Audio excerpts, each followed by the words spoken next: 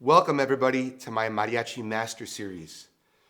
First of all, I'd like to applaud every one of you for investing in education, investing in your future, investing not only in mariachi education, but music education in general. And I'll tell you from my personal experience, again, as I mentioned in the intro, I had the fortune of studying at some great places and under some incredible mentors.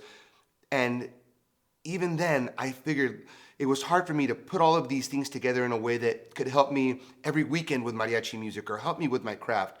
So I'll reiterate, this isn't the only way. This is simply my way of putting things together in an organized fashion in my mind, which I now want to give to you. Now, I want to start speaking about the Harmonic series. What is that? Why is it important? Questions like, where did our Western tonal system develop? Why is that important? How many tones do we use? And why is that important? Where did these tones come from?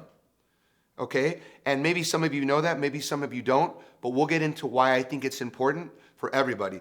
Now, I can tell you that I spent a lot of time growing up playing music and wondering these things to myself, wondering where I could get some of this information, how I could put it together. So again, I'll reiterate what I said in the introduction about this isn't the only way and the only approach to music and mariachi music. It's simply my approach that's worked for me that I want to share with all of you. Harmonic series. So why is it important and what is it? I like to speak about music in regards to other disciplines. For example, mathematics and how we have intervals and other things that relate to math, and also science, physics in particular, speaking about frequency. Now, any pitch that you hear, frequency we can call them, whether it be a bird chirping or a train horn passing or a rock hitting the ground or a baby crying or, in this case, a C fundamental on the piano. Everything has a fundamental pitch that we perceive and then a series of harmonics that extend from it that we sometimes don't perceive. Depending, if you're on a grand piano, maybe you can perceive some of these harmonics and overtones, or if you play a pitch perfectly in tune on your violin, you can hear harmonics on it, right? But most of the time, you can only hear the fundamental. In this case, again, C. Now, again, like I said, there's overtone series that stem from this. The first tone that we'll hear after the fundamental, which is C, we'll hear a C one octave above. After that in the series is what we would consider the interval of a fifth, in this case G. After that G, we'll hear another C. And that's a fourth above the G that we just heard. And then the next tone in the series is E. So if I play all of these together, fundamental, and then the series, what is that? Some of you might know, some of you might not know. It's a major triad. So the interesting thing about this is that the major triad isn't man-made. It's something that exists in the natural world, which I find fascinating because when we hear a major triad, there's so much stability and resolution in that. And that's because it's not man-made. Now, let's talk briefly about where this tempered system came about. How did the piano come about? Well,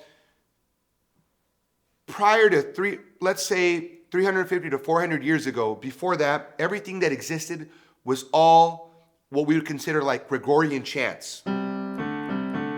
Like when you go to church and you hear the priest sing, it's in this chanting fashion. So no harmonic progressions were going on. Bach and his contemporaries created what we call the tempered system, which now allows us to modulate and to go back and forth between tonal centers.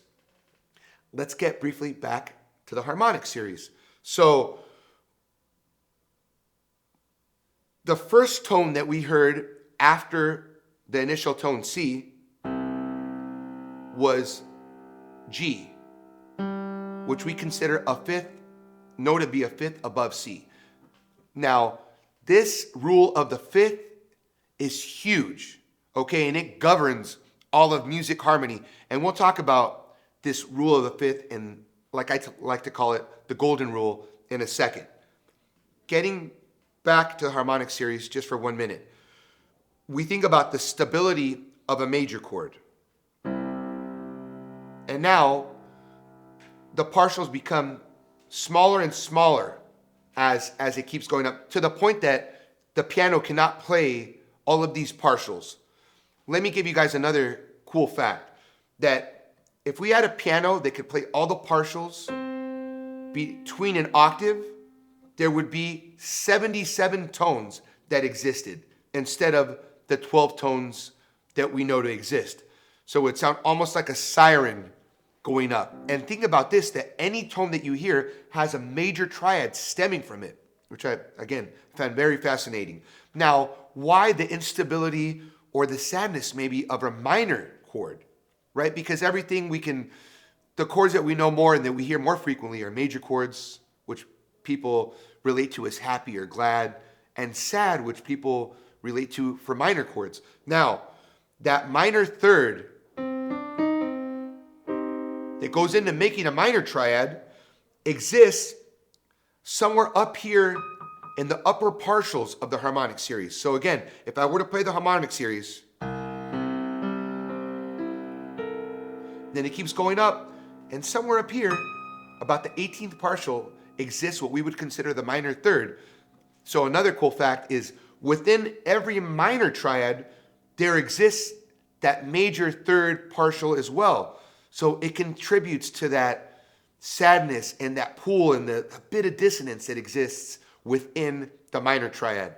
Anything that we talk about during this series, the Mariachi series, I invite you to look into in a deeper fashion and to geek out on it if you want. I'm going to give you what I think is important, the golden nuggets, so that we can build on and that can help serve you as they've done for me. So remember, the two most important things are that there's a major triad that stems from ending fundamental, and secondly, that the first different tone you hear from the harmonic series is this interval of a fifth. So this is going to go into what I consider the golden rule, the concept of the fifth. This fifth rule governs all of musical harmony and musical theory. This isn't the only way. This is simply my way of putting things together in an organized fashion in my mind, which I now want to give to you.